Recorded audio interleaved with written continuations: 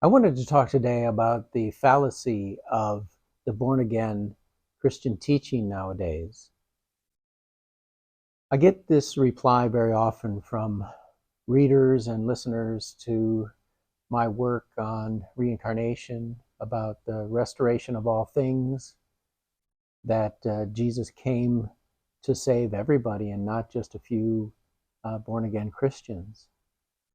And this is laid out in a famous book called Evidence That Demands a Verdict, whereas it is used for the basis of this modern born-again Christian belief.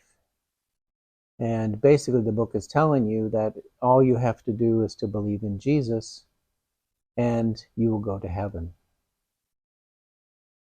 Now, it doesn't address the other questions that exist, and that is, what happens to all those people who never believed in Jesus or couldn't believe in Jesus because they grew up in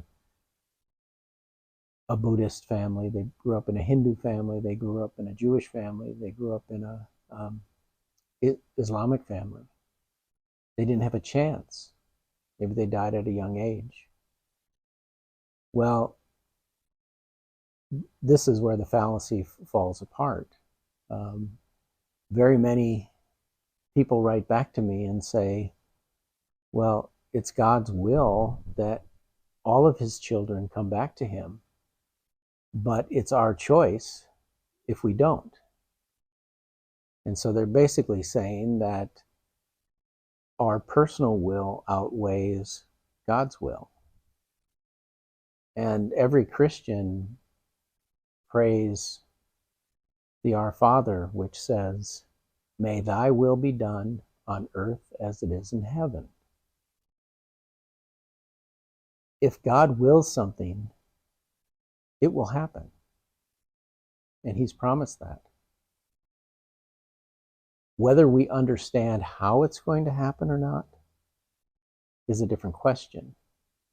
But there's enough research today about reincarnation, about previous lives, about ghosts, for example, that tells us that our spirit survives and it isn't cast into hell.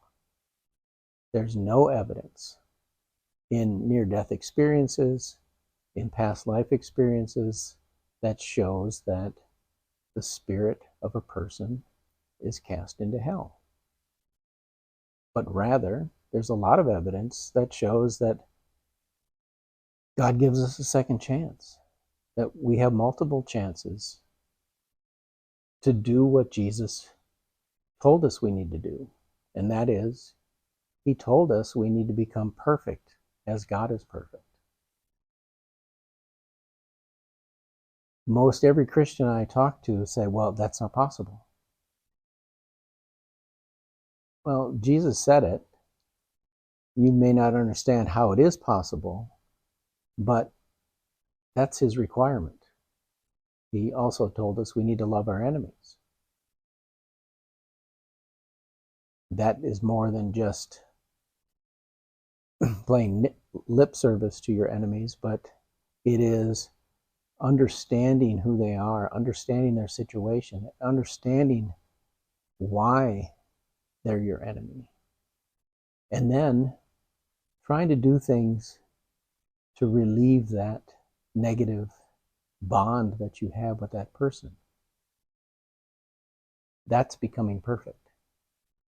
And that doesn't happen in one lifetime. It doesn't happen in 2 lifetimes. Research shows that it happens maybe in 30 lifetimes that we can become perfect. The other thing that this modern Christianity teaches is the Trinity, and I've talked about that many times.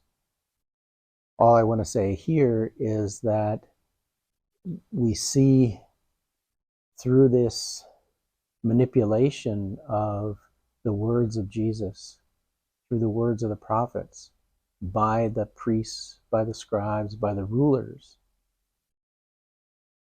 has been done for political motives.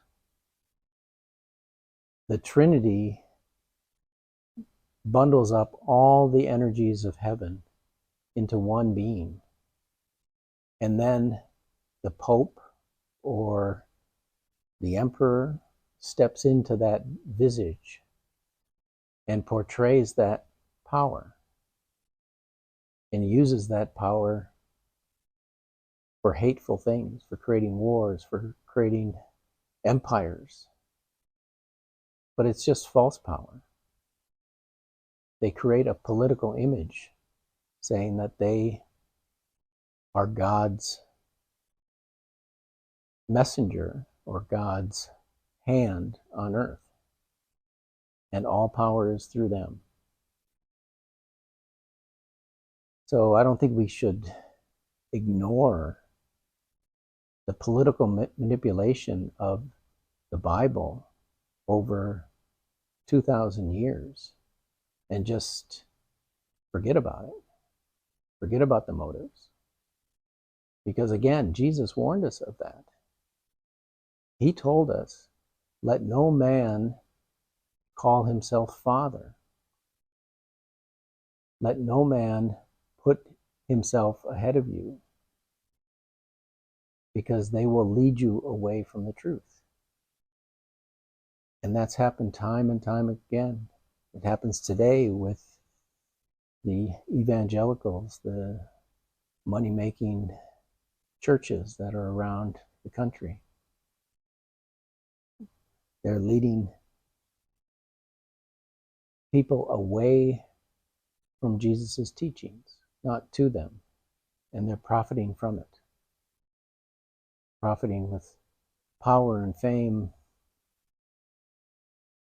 That's not what Jesus wanted.